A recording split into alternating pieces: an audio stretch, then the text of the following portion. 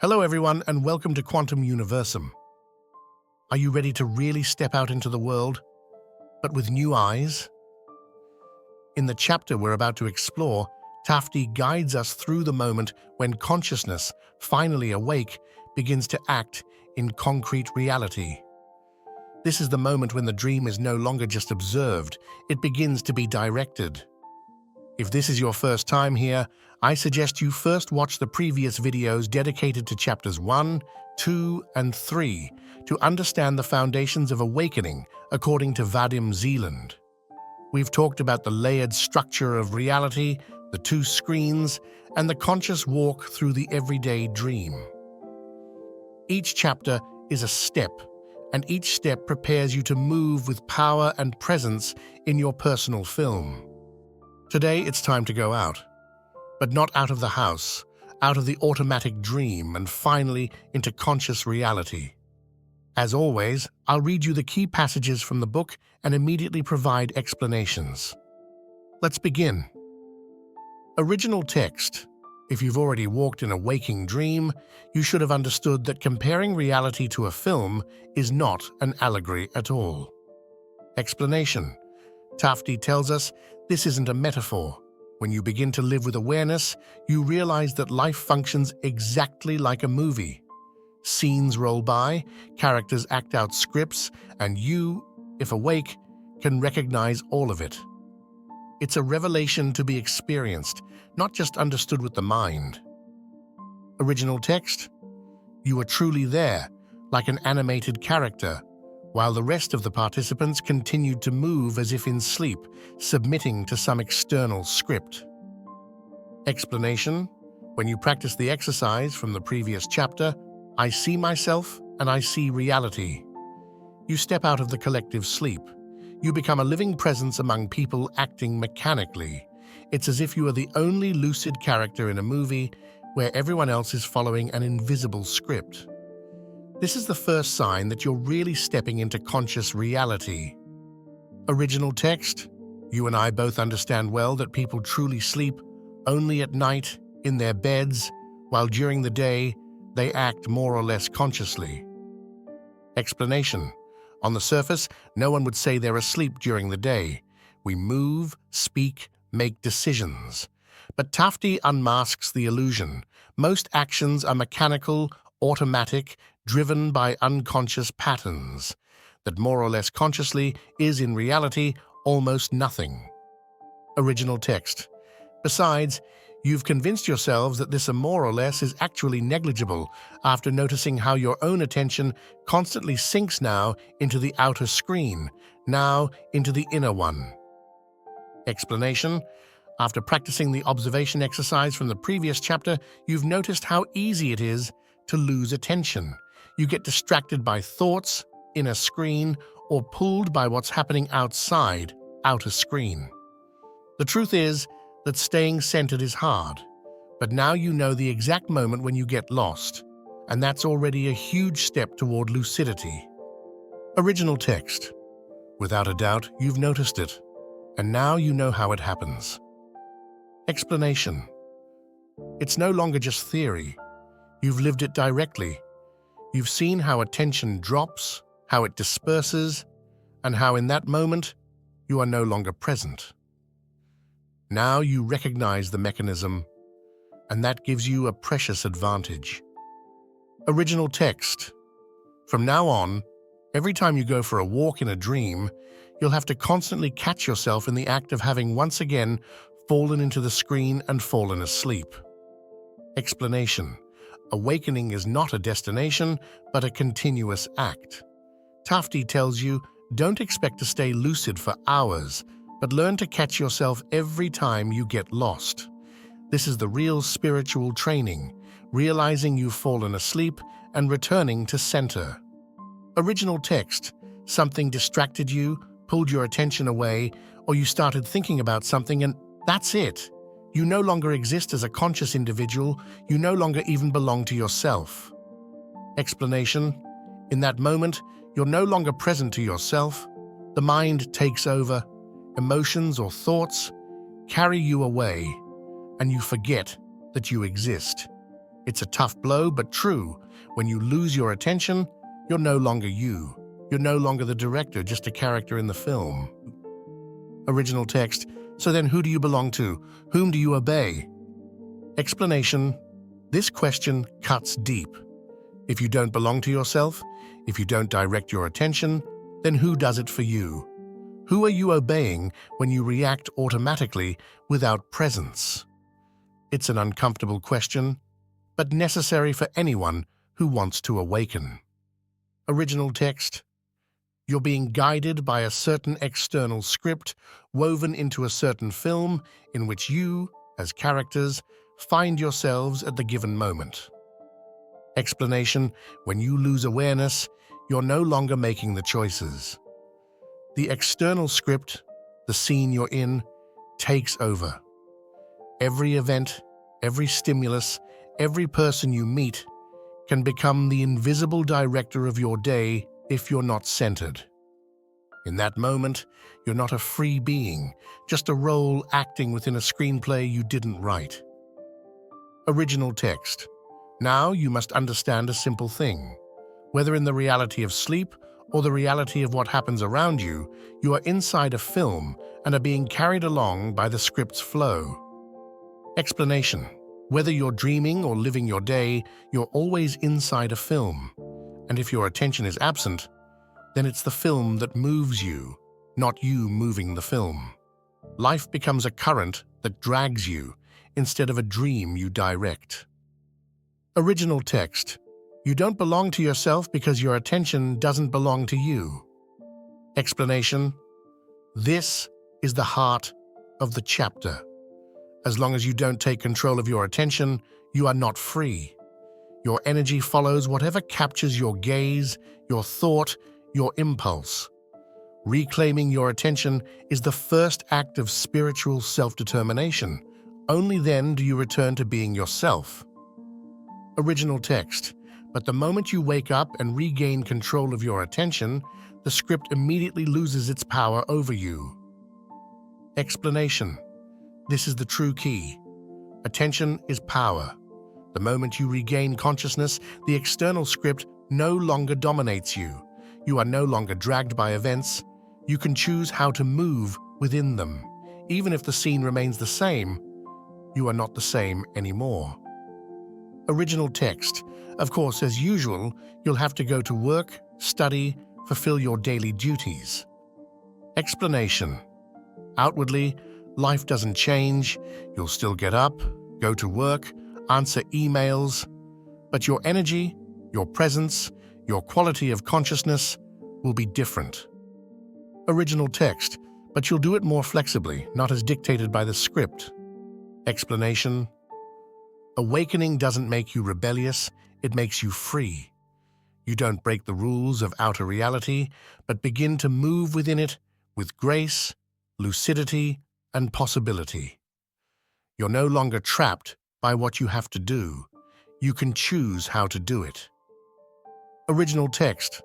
Unlike the sleeping characters around you, you see yourself, you see reality, and you can consciously control your will, something you haven't done until now. Explanation. The difference between someone asleep and someone awake is not external, it's internal.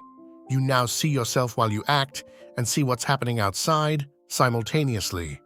And most importantly, you can choose.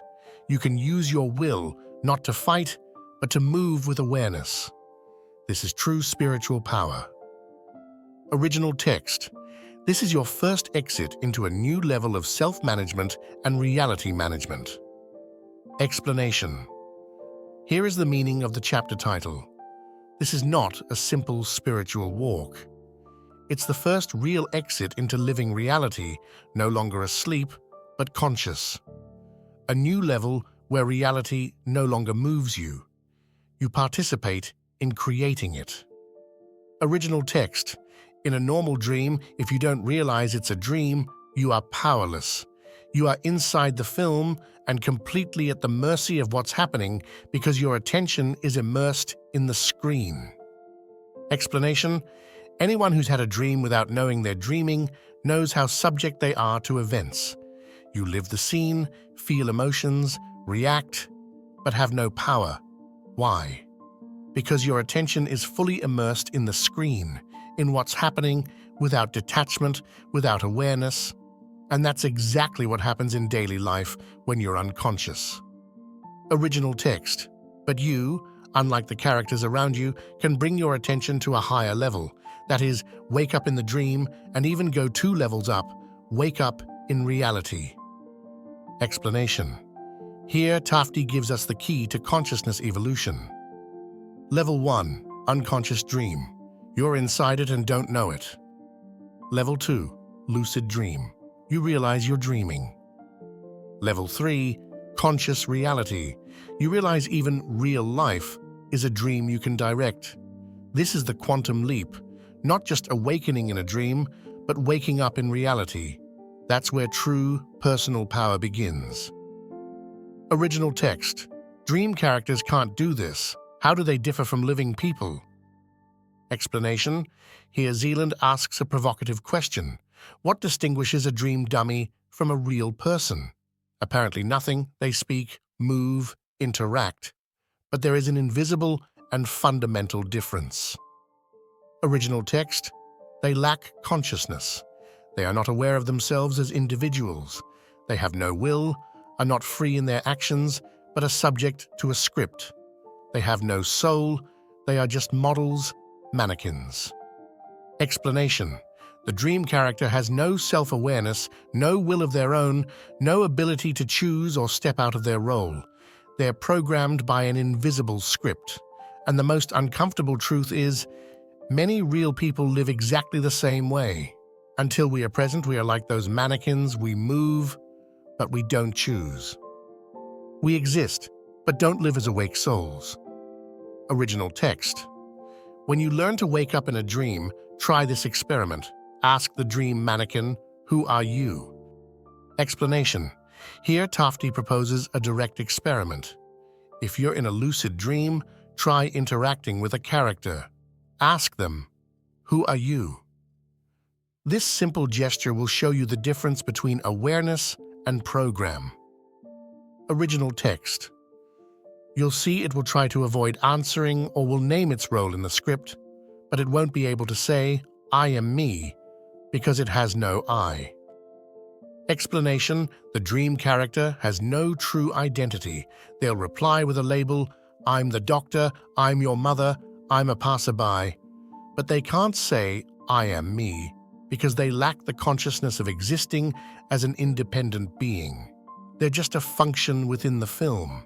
And here's the hidden message. How many people in real life define themselves only by their roles, without ever really answering the question, "Who are you?" Original text. In the same way, you could ask them, "Do you know I'm sleeping and you're appearing to me in a dream?" And this question too will confuse them, because they've never fallen asleep and never woken up. Explanation. Dream characters don't know awakening because they've never known they were asleep. They live in the dream, but they don't know it. Just like many people in real life, they live on autopilot, but are convinced they're awake. And that's why they can't change anything. Only those who realize they are dreaming can begin to direct the dream. Original text. The dream mannequin lives in its film like a character once captured on a movie reel. Explanation. The character is a recording, a predefined sequence of behaviors, reactions, lines. It's a program, not a living presence. The dream reproduces it every time you access that reel, but it doesn't know it's stuck on repeat. Original text.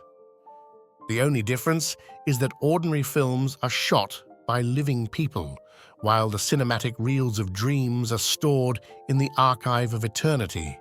They have always been there and will remain there forever, as long as this universe exists. Explanation. And here, Zeland invokes the concept of the space of variance. Every dream, every possible scene, every version of reality already exists and is stored in a sort of eternal archive. These films of eternity are not created in the moment.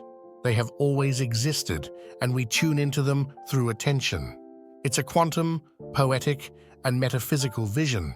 Reality is not created, it's selected. And only those who are awake can choose which real to step into. In this chapter, Tafti guides us through a fundamental transition, the awakening in reality. Not just observing the dream consciously, but stepping out of the automatic role and starting to truly live present. We understood that. Reality is truly a film, not metaphorically, but literally. It's made of scenarios, scripts, roles, and automatic movements. As long as attention is not conscious, you're just a character in someone else's film. Every time you lose attention inward or outward, you lose yourself. You are no longer present, no longer belong to yourself. But the moment you reclaim attention and return to center, the script loses its grip on you. You can walk through the film lucidly, choose how to move, and reclaim your will. Dream characters and many real people don't differ by appearance, but by consciousness. Those who are awake know they exist. Those who are asleep act out a script without knowing it. Only those who awaken can see themselves in reality, can ask real questions, and direct their dream. Finally, there exists an eternal archive of reals, infinite possibilities, and the only way to choose which one to live in is be present, be awake, be aware. This is the meaning of the first true exit into reality.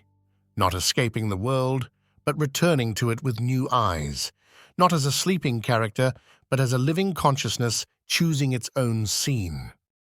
Now you know what it means to step into reality for the first time.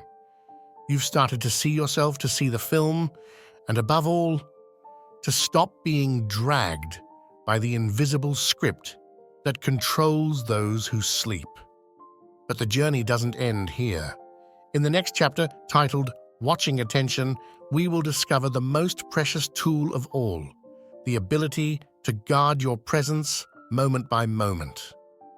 If this path is inspiring you, subscribe to the channel, activate the bell, and continue walking with me, aware, awake, and free inside the dream. A big hug to you all, and of course, thank you.